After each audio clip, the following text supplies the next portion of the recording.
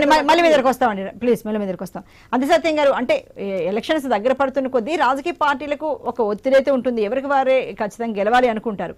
కానీ ఇప్పుడైతే ఎలా అండి, అంటే డూ ఆర్ డై అనే సిచ్యువేషన్ ఏమైనా ఉందా? ఏ పార్టీ, అది కాంగ్రెస్ చూసుకుంటే, లేకపోతే ఎందుకంటే మొన్న ఇక్కడ అధికారంలోకి రాలేక వచ్చింది కాబట్టి ఇప్పుడు ఎలా అయినా సరే లోక్సభలో కూడా అదే సత్తా చాటాలనుకుంటోందా? మరి బీఆర్ఎస్ కి చాలా గట్టిపోటునిచ్చిన బీజేపీ చివరి నిమిషంలో చతికిలు పడి 3వ స్థానానికి పడిపోయిన బీజేపీ ఈసారైనా తన పట్టు నిలుపుకోవాలనుకుంటోందా? మరి బీఆర్ఎస్ ఎలా అయినా సరే రాష్ట్రంలో ఉన్న తమ పట్టును కోల్పోకుండా ఎలా అయినా తన గట్టితనాన్ని చాటాలని అనుకుంటుందా? ఏంటండి 3 పార్టీలు ఈసారి చాలా గట్టిగా దీన్ని తీసుకున్నాయి అనుకోవచ్చా? ఖచ్చితంగా అండి.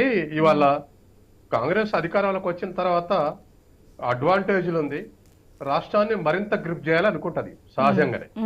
ఎందుకంటే 64 నియోజకవర్గాలంటే 119 నియోజకవర్గాల్లో మరి ఇంకా చాలా నియోజకవర్గాలు ఉన్నాయి కాబట్టి బలపడి రేపు పార్లమెంట్ లో ఒక 10కి పైగా పార్లమెంట్ సీట్లు గెలిస్తే అది మరింత బలపడే అవకాశం ఉంది. కాబట్టి ఎక్కువ సీట్లు గెలవాలనుకుంటుంది, అది సహజం.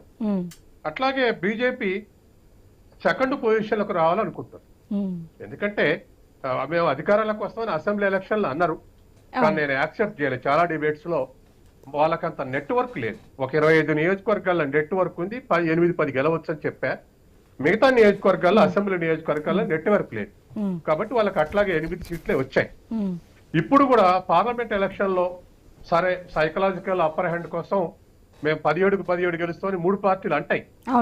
కానీ 4 జిల్లాల్లో మహబూబ్ నగర్, నల్గొండ, ఖమ్మం, వరంగల్ సుమారు 8 పార్లమెంట్ నియోజకవర్గాల్లో కాంగ్రెస్ అబ్సల్యూట్ అడ్వాంటేజ్ లో ఉంది. మిగతా 9 నియోజకవర్గాల్లో ఇవాళ పోటీ జరుగుతుంది. నేను అనుకున్నట్టు నా అంచనా మిగతా 9 నియోజకవర్గాల్లో, ఆ 9 నియోజకవర్గాల్లో ఒక 3 ఒక ట్రయాంగిల్ ఫైట్, ఇంకొక 4-5 మరొక ట్రయాంగిల్ ఫైట్ నడుస్తుంది. ఒక పక్షం 3వ స్థానంలో ఉంటే 3 స్థానంలో, ఇంకో 4-5 స్థానంలో ఇంకో పక్షం 3వ స్థానంలో ఉంది. ఇప్పుడు ఓటింగ్ ప్యాటర్న్ ఖచ్చితంగా బీఆర్ఎస్ ఓటింగ్ ప్యాటర్న్ లో ఎరోజన్ వస్తుంది. ఎందుకు ఎరోజన్ వస్తుంది అంటే లోకల్ బాడీ ఎలక్షన్స్ అయి ఉంటే ఇవాళ ఖచ్చితంగా కాంగ్రెస్ వర్సెస్ బీఆర్ఎస్ డి అంటే డి అనేటువంటి స్థితిలో ఉండేవి. కానీ వచ్చే పార్లమెంట్ ఎలక్షన్, ఎప్పుడైనా పార్లమెంట్ ఎలక్షన్స్ లో జాతీయ పార్టీలకు అడ్వాంటేజ్ ఉంటది. రేపు డిబేట్ జరిగేది కూడా నేషనల్ ఎజెండానే. తర్వాత దేశ జాతీయ అధికారం మీద నడుస్తుంది. ప్రాంతీయ పార్టీలకు డిసడ్వాంటేజ్, పర్టికులర్ గా జాతీయ పార్టీలు ఉన్న దగ్గర. ఉదాహరణకు తమిళనాడు అనుకోండి, ఆడ డిఎంకే ఏడిఎంకే ఉంది తప్ప కాంగ్రెస్ బీజేపీ పెద్ద ఫోర్సెస్ కావు.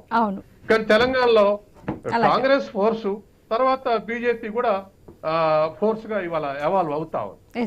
కాబట్టి ఆ డిసడ్వాంటేజ్ ని ఇవాళ బీఆర్ఎస్ ఫేస్ చేస్తుంది. రేపు ఈ పార్లమెంట్ ఎలక్షన్ లో 10వ 12 కాంగ్రెస్ గెలుస్తుంది. సారీ అండి, ఒక చిన్న బ్రేక్ తీసుకుని మీరే కంటిన్యూ చేద్దరు.